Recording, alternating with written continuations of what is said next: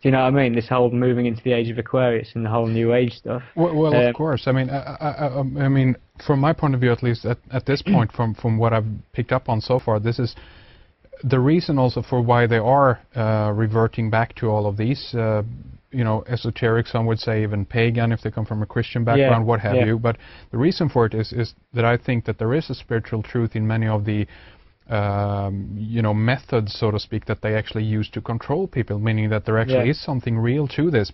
And they have known this for a very long time, but they consequently either, you know, manipulate people in the other direction and consequently say that, you know, that's all bollocks, don't look at that.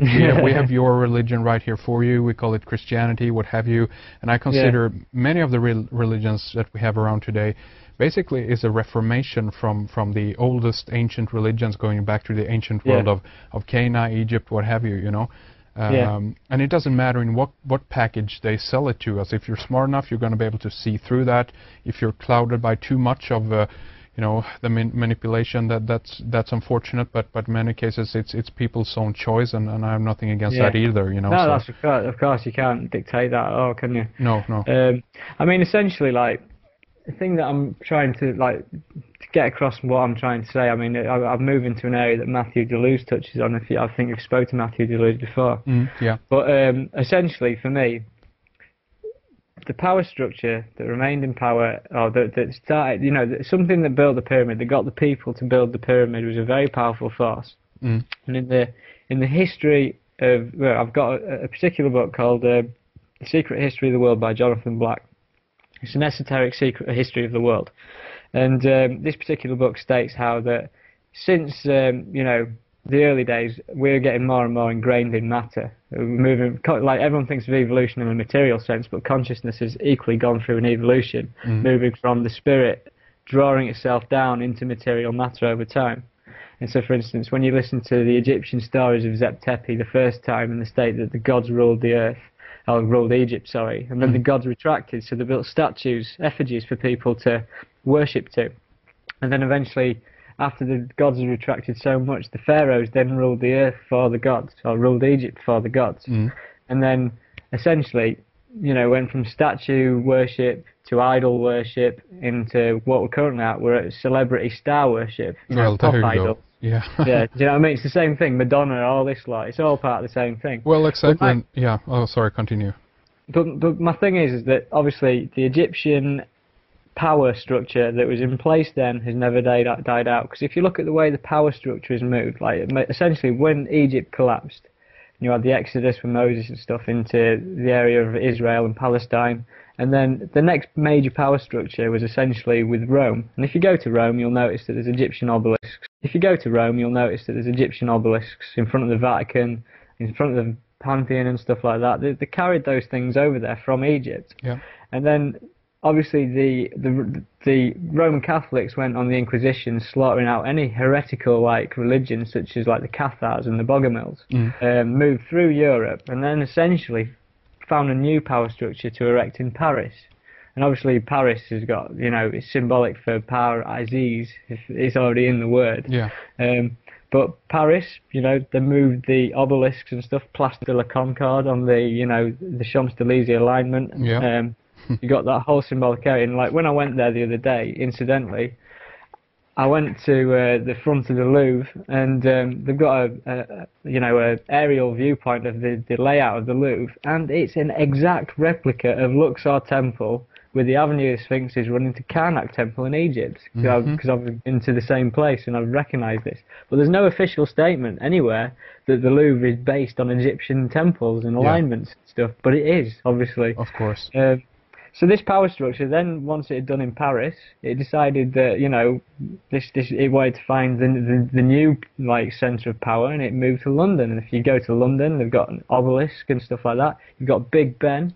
The official story is that Big Ben was named after this politician named Ben, who stood up in Parliament and said, "Oh, let's call it Big Ben," and everyone laughed and said yes. But it's not called Big Ben because of that. It's named after the Ben stone, which is like, you know, one of the very first, you know, it stands proud in Egyptian, you know, history. Of course, and even in Hebrew, Ben is the son of someone, so it's the big son. Yeah, you know. yeah. So the Big Ben, for instance, is a huge obelisk type structure right near the obelisk and the London Eye, which is symbolic again for the all-seeing eye. Oh, I know. Yeah. And then obviously this power structure moved from London to America, and then there we have it. America has been used as an excuse to run all these wars that it's needed to run until it's collapsed itself into the ground, and then America will die. And that's how I see it. America's been used essentially, and they've used the people there. Well, yeah, and that's also an interesting point. I mean, there's so much to touch upon on that, but just to be brief about it, even the fact that I think that they want that if we talk about America as an experiment, if you will, and much in the same way that we can look at Soviet Russia as an experiment, but or you know, communist, you know, Russia, but they might have wanted a certain kind of stock, if you will, of people, or a certain type of breed, those who were willing to, you know, draw out the roots from their own country and just leave and have a certain type of mentality. And if you take all these different things into account, you end up with a really interesting picture that potentially is showing you that what you're mentioning here, that they wanted to use America for a specific purpose. But anyway, please continue. Yeah. I mean. Obviously, if we're going on this premise that this power structure's been there and it's never died out and stuff, and then obviously you start looking at the English words and the language and stuff like that, and we're all connecting back to this idea of scion, and then you start thinking essentially with English words, as I've said, you've got the word television, televi scion. Yeah. So basically, you know, everyone thinks the television is an evil hypnotic machine anyhow, I mean, other than the ones who enjoy it. Yeah. But, you know, it's there to televise scion. Yeah. And then you think of the word spiritual ascension, spiritual ascend scion.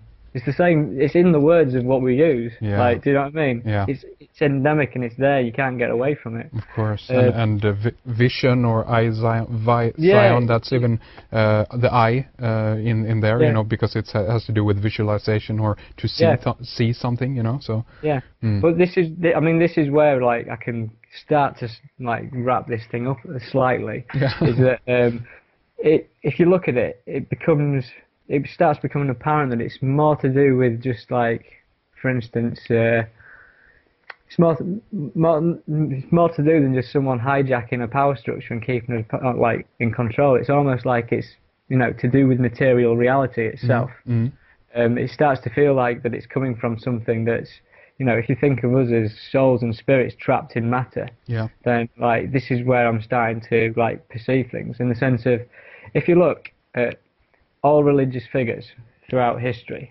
every single one of these illuminated, enlightened figures, every single one of them has a sun behind their heads. Right, so sun worship, again. Yeah. And Christmas, for instance, you can't get away from Christmas. I mean, Matthew Deleuze talks about this stuff, and I recommend listening to Matthew Deleuze because he's a very intelligent man and he's a very, very special man. But Christmas, obviously, we're all driven into this worship of the sun at Christmas. You can't get away from it. If you've got kids or if you're related to kids, you need to be part of it. You know, we all buy into this Christmas thing. Christmas is sun worship. If you look at the tree that you've got in your living room, you know, it's like the tinsel is a serpent. You've got an all-seeing eye at the top. You've got a bloody pagan tree, you know, pyramid thing that's sat in the corner of your room. Yeah. And then Easter, obviously, again, it's more sun worship. And when kids, for instance, are all wanting the Easter eggs and stuff, it's nothing to do with the fact they're eating chocolate. They're buying into a ritual. They're buying into more sun worship, whether you look at it or not. Yeah. And the same goes with, like, for instance, crematoriums that haven't got any kind of religion tied to them. If you look at crematoriums, there's sun symbolism at crematoriums. You look at number 10 Downing Street, above the number 10, there's a sun symbol, like above the, you know, the centre of where our Prime Minister resides. You look at Shell Petrol, and it's sun symbolism, you know. And then, for instance, something I found the other day, my UK driving licence, there's a hologram you can barely see, but I shone it in the light. It's a sun and a pyramid on my driving licence in Britain. Yeah. You know, something you'd expect on the dollar bill. And so all I can say is that essentially with this symbolism, when people don't realise what they're looking at and what they're buying into, this stuff is like taking spiritual energy away from them. i.e. it's, you know, they don't realise what it's doing. I don't know how to really put that into words, but it's like we've only got our five senses, and like we're aware of everything within those five senses, but much like with the, you know, the light spectrum, we're not aware of what microwaves and X-rays and infrared rays and everything are doing. There's stuff we don't understand, and like our five senses are a filter. Yeah.